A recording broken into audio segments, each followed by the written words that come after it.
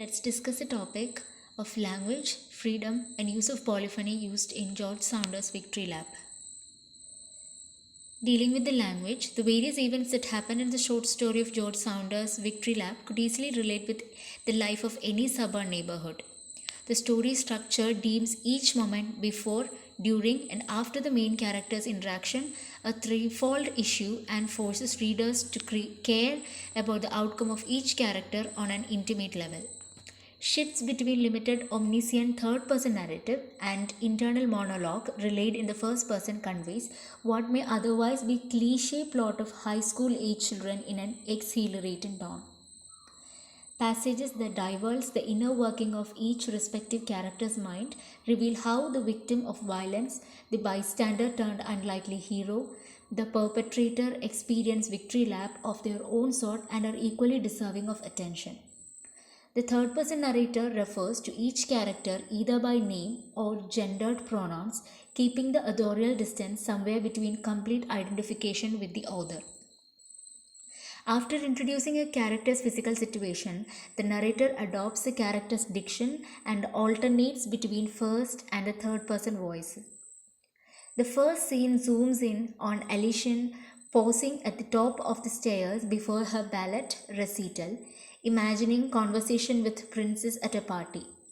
Instead of filtering the daydream through Elysian, the narrator transitions readers into her thoughts with the suggestion, say the staircase was marble, say she descended and all had turned, where was special one.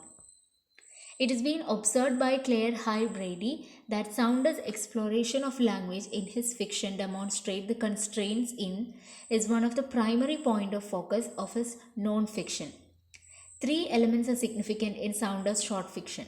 First is that Saunders drew attention to a structure and mode of delivery that flattens nuisance, highlights the inherent compromise in getting information from a profit-driven enterprises, and notes that the proliferation of avenues and dissemination means that constant production of noises is paramount, more important than any kind of accuracy.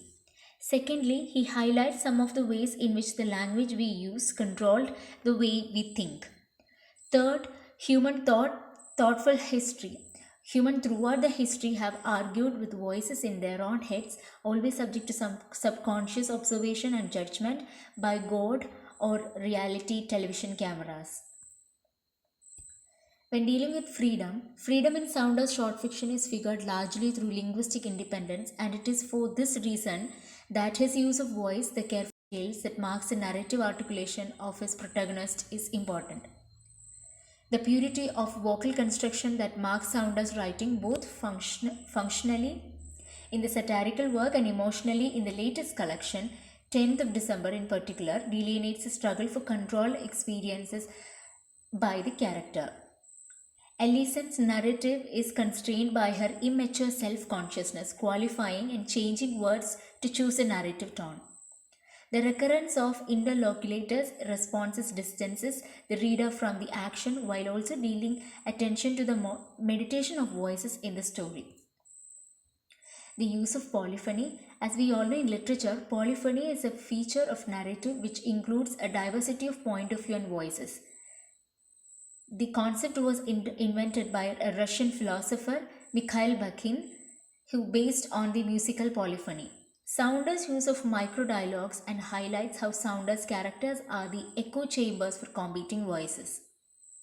By using Bakhtin's analysis on the hero as a particular point of view on his or her own world, this essay illuminates the way that Saunders achieves the polyphonic design and concludes that the characters never congenial into types or static or finalized objects in his fiction.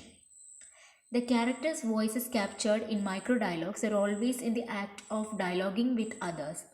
Additionally, the essay shows that Saunders' narration never comprises a single monologuist voice, but instead remains on an equal plane with the voice of the character. Thank you.